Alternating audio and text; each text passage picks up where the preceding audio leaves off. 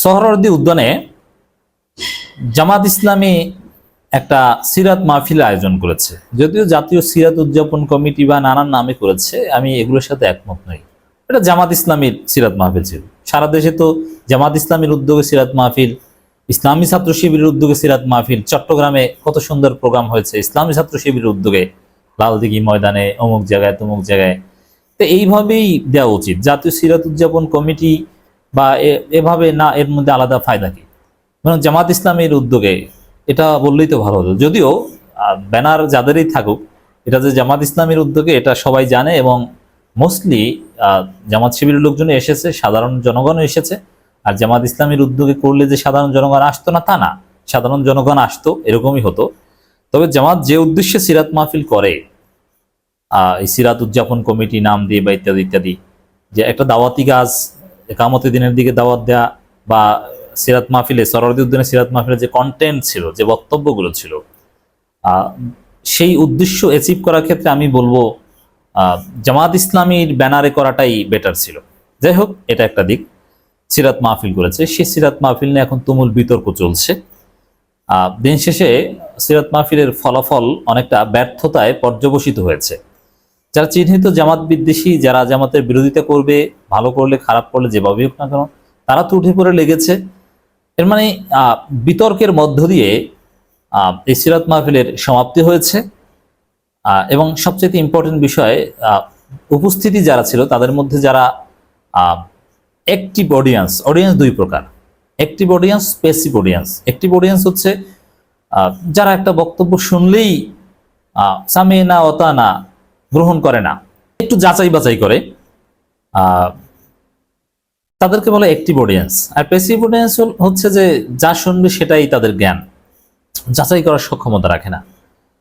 আর যেহেতু সোহরাওয়ার্দী উদ্যানে হয়েছে রাজধানীতে, এখানে একটা বড় অংশ ছিল অ্যাক্টিভ অডিয়েন্স। এর মানে যত বড় হুজুরই হোক, একটা কথা বললেই যে তারা গ্রহণ করবে তা না, তারা একটা ক্রিটিক্যালি দেখবে, যাচাই বাছাই করে দেখবে, তারপরে গ্রহণ করবে। এখানে অ্যাক্টিভ অডিয়েন্স যারা জামাত ইসলামী শিবিরের বা সাধারণ জনগণ, বা যারা আলেম ওলামা, বিশ্ববিদ্যালয়ের শিক্ষার্থী বা সাবেক শিবির, একটু বুদ্ধিজীবী টাইপের, তারা একেবারেই হতাশ। তারা এই বক্তব্যে বিরক্ত, যেখানে কোনো ভালো বক্তব্য হয়নি, রাজনৈতিক একটা রূপ পেয়েছে, এবং রাজনৈতিক নেতারা অপ্রয়োজনীয় কথা বলেছেন, যার মধ্যে শিক্ষণীয় আসলে কিছু ছিল না, কিছু মুখস্থ কথা বারবার রিপিট হয়েছে এক কথা, এবং ওই কথাগুলো ওটা জামাত শিবিরের লোকজনের সবার মুখস্থ, সেম কথা বলেছে, এক্সেপশনাল কোনো কথা সেখানে ছিল না। মানে ওখানে আলাদাভাবে শিখতে কিছু পারেনি, ওটা একটা পলিটিক্যাল শোডাউনের মতো হয়ে গিয়েছে, এরকম একটা সমালোচনা জামাত শিবিরের লোকজনই করছে। এইটা একটু আমরা পর্যালোচনা করব। এখানে কি হয়েছে, কি উচিত ছিল, দুর্বলতাটা কি, আর চেয়ারে বসে নামাজ পড়া, সিজদা দেওয়ার যে সমালোচনাটা, এটারও জবাব শেষে থাকবে, পর্যালোচনা থাকবে। প্রথমে তো একটা বলেছি যে এই সিরাত উদযাপন কমিটি নাম দিয়ে করার আলাদা কোনো তাৎপর্য আমি দেখি না, বরং জামাত ইসলামী ঢাকা মহানগরের দক্ষিণের উদ্যোগে বা এইভাবে করলেই ভালো হতো। এটার আপিল পেত এবং সংগঠন এর সুফল বেশি পেত। আর সিরাত উদযাপন কমিটি নাম দেওয়ার কারণে আলাদা কোনো সুফল পেয়েছে, বিষয়টা মোটেই এরকম নয়। এটা একটা বিষয়। আর দ্বিতীয় কথা হচ্ছে, টাইমিংটা ভুল ছিল। প্রতিকূল আবহাওয়া, এটা তো সবাই জানে। আর একদিন প্রতিকূল আবহাওয়ার কারণে ডিলে করা হয়েছে। এই ডিলেটা 1 সপ্তাহ করা যেতে পারতো, 2 সপ্তাহ করা যেতে পারতো আবহাওয়ার পূর্বাভাস দেখে। একদিন ডিলে করার মধ্যে আলাদা কোনো ফায়দা হাসিল হয়নি, এটা একটা বিষয়। কারণ এই যে টাইমিংটা, এটার সাথে শরীয়তি যে একটা বিতর্ক চলছে সেজদা দেয়া নিয়ে, সেই বিতর্ক রিলেটেড। কারণ আপনি এই সময়ে সিরাত মাহফিল আয়োজন করতে বাধ্য না, এটা ফরজ ওয়াজিব সুন্নত কিছুই না, নফল। কিন্তু নামাজ পড়া এটা ফরজ। তা আপনি নামাজ ঠিকভাবে পড়তে পারবেন কি পারবেন না, আবহাওয়া কেমন হবে, কোন চ্যালেঞ্জের মধ্যে পড়বেন, এগুলো কনসিডার করা এটা শরঈ উজুরের সাথে রিলেটেড ছিল। অতএব এই সিরাত উদযাপন কমিটি বা জামাত ইসলামীর, জামাতের নেতাদের তত্ত্বাবধানে হয়েছে, ঢাকা মহানগর দক্ষিণ কেন্দ্রীয় নেতাদের। প্রথম ভুল হচ্ছে টাইমিংটা। টাইমিংয়ের ক্ষেত্রে তাদের আরো বেশি দূরদর্শী হওয়ার উচিত ছিল, এটা একটা বিষয়। এরপরে বলবো বক্তব্য। দেখেন, একসময় সিরাত মাহফিল আয়োজন করে এটা জামাত ইসলামের পুরনো রীতি। জামাত ইসলামী নামেই সিরাত মাহফিল আয়োজন চলে সারা বাংলাদেশে। কোথাও কোথাও হয়তো বা সিরাত কমিটি নামে বা উদযাপন কমিটি নামে। এক সময় আজ থেকে 10-15 বছর, মানে 15 বছর আগের যে সিরাত মাহফিল বলি, হাসিনা আমলের আগের, তখনকার সিরাত মাহফিলের যে কোয়ালিটি ছিল, সেই কোয়ালিটির সাথে তুলনা করলে তখনকার মাহফিলগুলো A+ পেত, 80, 100-এর মধ্যে 80 পেয়ে পাস করত, উন্নত মানের আলোচনা হতো। আর সেগুলোর সাথে তুলনা করলে বর্তমান এটা আমি 33 দিতে কষ্ট হয়, খুবই দুর্বল। বড় বড় আলেম ওলামারা যে আলোচনা করেছে, আমি মোটেও ইমপ্রেস নয়। আমার সেখানে দাওয়াত ছিল, প্রথম দিকেই সামনের দিকেই বসার কথা ছিল, কিন্তু আমার অন্য প্রোগ্রাম থাকার কারণে আমি যেতে পারিনি, এবং অত দীর্ঘক্ষণ থাকার ধৈর্য আমার হয়তোবা হতো না, বা এগুলোতে আমি অভ্যস্ত না।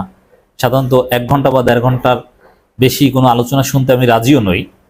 আর এত দীর্ঘ সময়, 3টা থেকে রাত 10টারও বেশি সময়, 10:30 পর্যন্ত সম্ভবত, এত সময় কি আলোচনা শুনবে বা এতে কি শিখবে, ওখানে বসে থাকবে কিভাবে?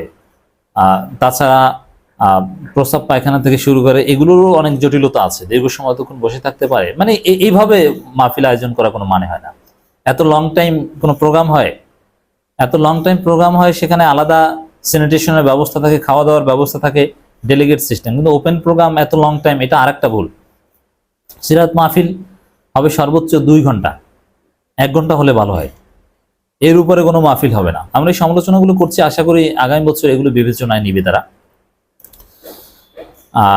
তো এই ভালো আলোচনাও যদি হতো, এক সময় যখন ভালো ভালো আলেমরা ভালো ভালো আলোচনা করত, সেই 2008 পূর্বের সময়, তখনকার সময় হলো এই 3টা থেকে রাত 10:30 পর্যন্ত আলোচনা। এটা আমি মনে করি যে আলোচনা ব্যর্থ হওয়ার জন্য, সিরাত মাহফিল ব্যর্থ হওয়ার জন্য এটাই যথেষ্ট।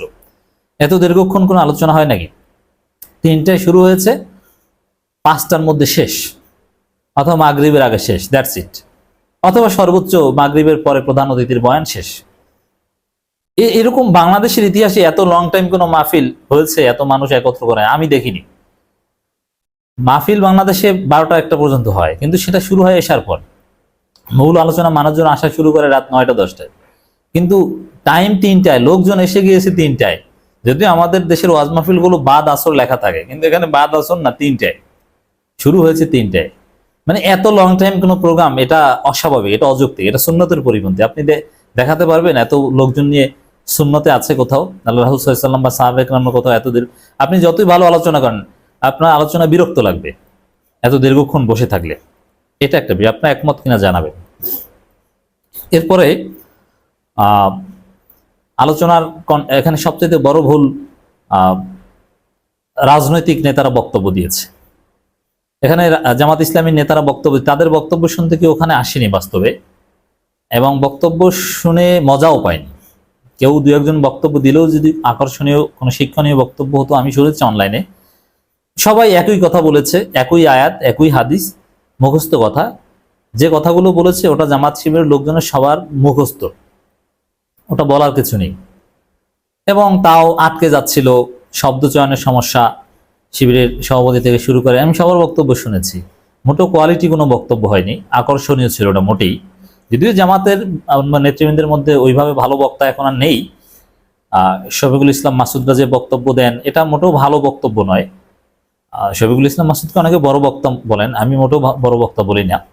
জামাতে ওই অর্থে কোনো বক্তা নেই এখন, বা ভালো বক্তব্য দিতে পারেন নেই। আমির জামাত সুন্দরভাবে কথা বলেন, কিন্তু সাউন্ড, ভয়েস বা এগুলোর ক্ষেত্রেও কিন্তু এরকম অ্যাট্রাকটিভ না। যদি এখন আমাদের কাছে সবচেয়ে আকর্ষণীয় হওয়া উচিত তার বক্তব্যই, কিন্তু আগের তুলনায় সেরকম ভালো বক্তা নেই। কিন্তু তারপরও কন্টেন্ট ভালো থাকলে বক্তা দুর্বল হলেও কিন্তু মেনে নেওয়া যায়।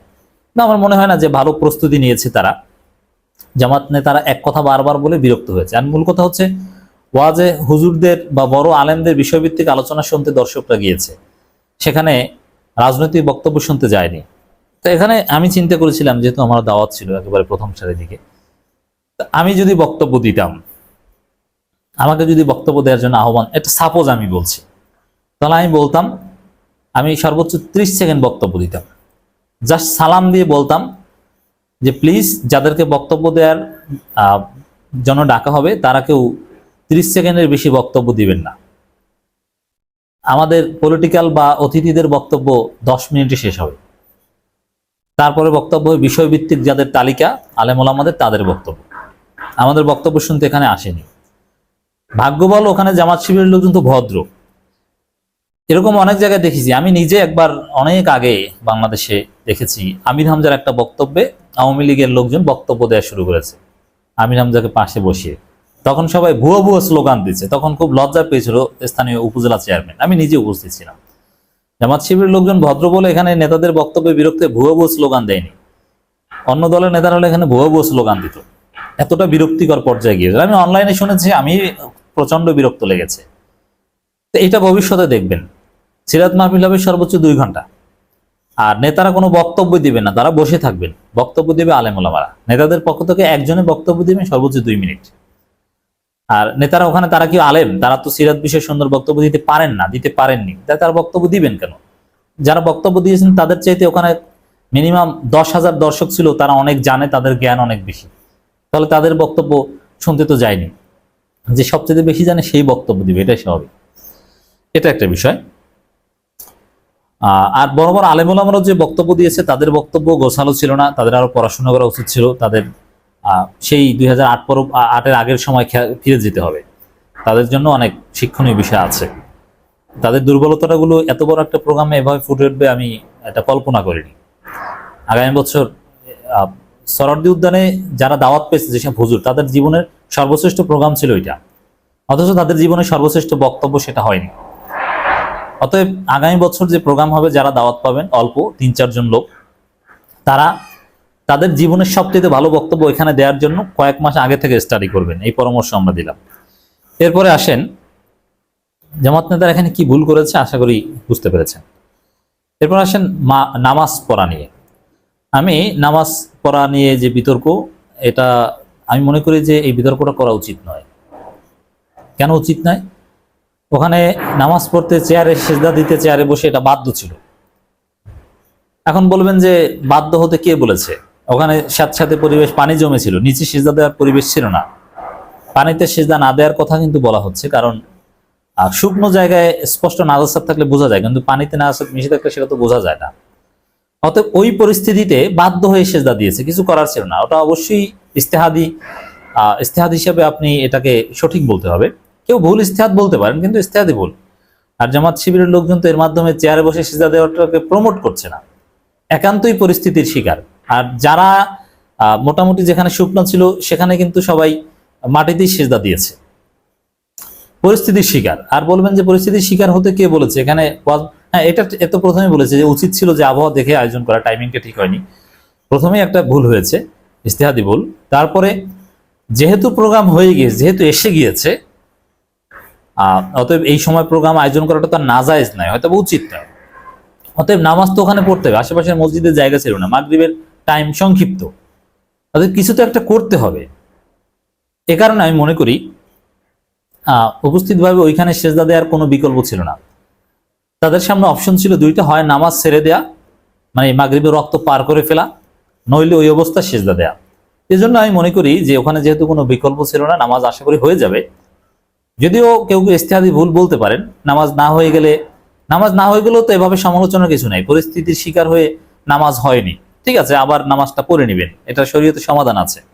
যদি কোনো আলেম ফতোয়া দিতে পারেন, আর সেই ফতোয়া যদি কারো পছন্দ হয় যে নামাজ হয়নি, রেজাউল করিম আবরার সাহেবরা বলেছে যে নামাজ হয়নি, ঠিক আছে, নামাজ হয়নি, নামাজটা কাজা পড়ে নেবে, এটা নিয়ে সমালোচনাতে কিছু নেই। পরিস্থিতির শিকার হয়ে বা যে কোনো একটা ইস্তেহাদি ভুলের কারণে নামাজ হয়নি, ইস্তেহাদি ভুলের কারণে নামাজ হয়নি, এজন্য গুনাহগার হবে না, নামাজটা আবার কাজা পড়ে নেবে, দ্যাটস ইট। এখানে ইচ্ছাকৃতভাবে কারণ নামাজ কাজা করেনি কেউ।